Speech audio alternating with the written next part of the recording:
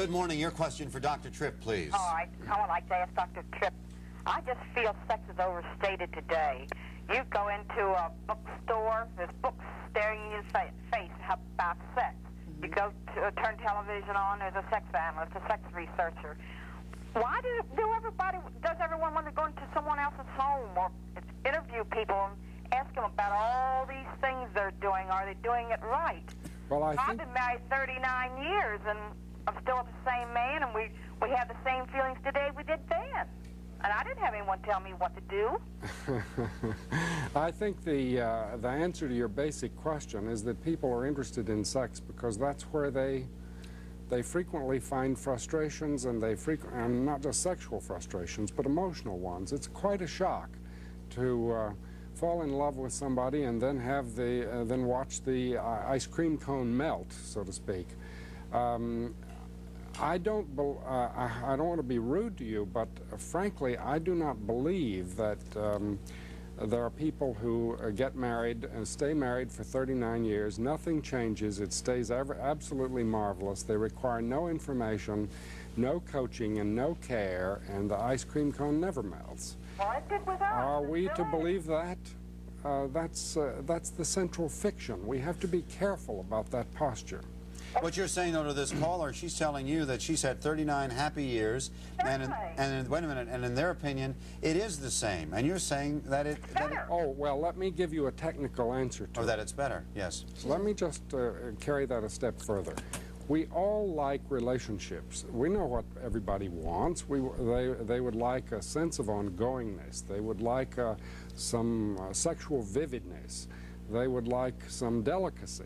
And they'd like monogamy. Most people would like these four things. You can have any three of them, but you can't have them all. You can have monogamy and all the other things, but you can't then have the delicacy.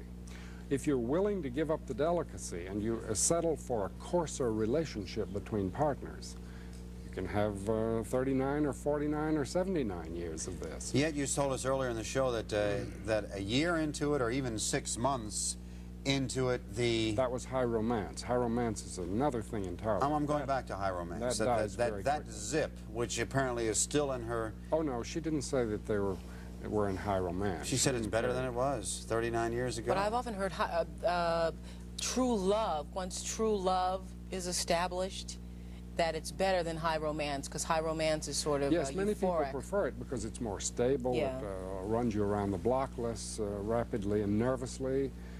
Who wants to be on that adolescent kick, as some people call it later? They much prefer a kind of ongoing, pleasant, intimate, comfortable relationship rather than all that nervousness. Okay. Good morning. Your question for Dr. Tripp. Hi, good morning.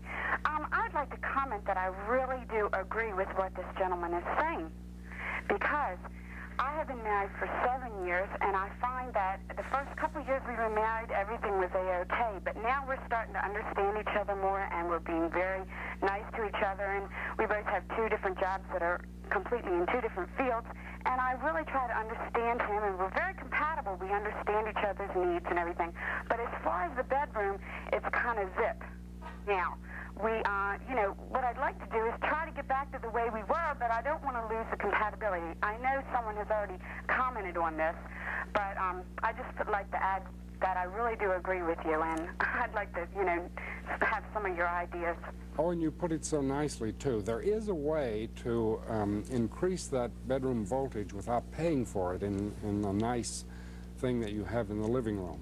But in order to do that, it will be necessary for you to increase the distance in little ways for short periods of time, to perhaps comment to each other, perhaps by agreement, on other partners that you find attractive, or you were walking down the street today and you saw a beautiful person or whatever. You insert distance back in there and some level of surprise. I don't think Maribel Morgan should be put down either. What was the name of her book? I think it was Total Woman or something. Total Woman. Mm-hmm. It's very easy to laugh at, but it has a lot of truths of some profundity, if you'd care to look at it.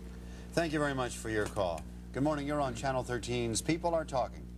Yes, I'd like to ask the doctor.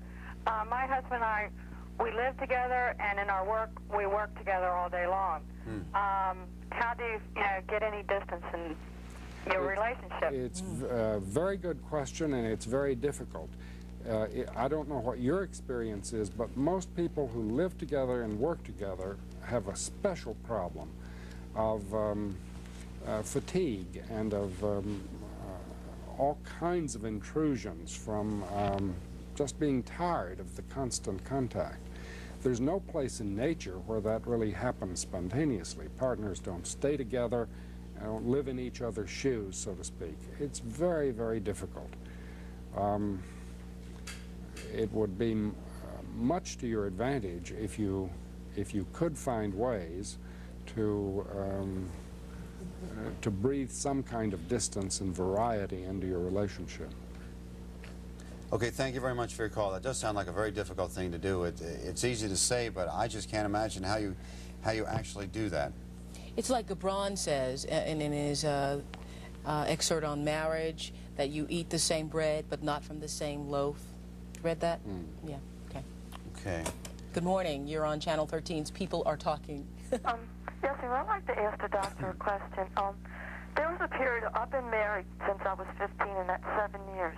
There was a period in my preteen years of incest in our family, and ever since then it's been causing problems, with my relationship towards my husband. You mean in Is there your anything own... that I could do about that? You mean problems in your own attitudes? Yes, that's not the kind of thing that we can really handle over the air on a public microphone, but I would like to do one thing about that and get you to not be too quick in believing the literature that you may have read.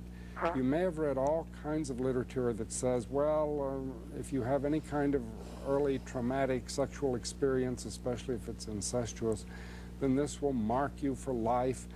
It doesn't necessarily do that. It's very disturbing to some people and not to others.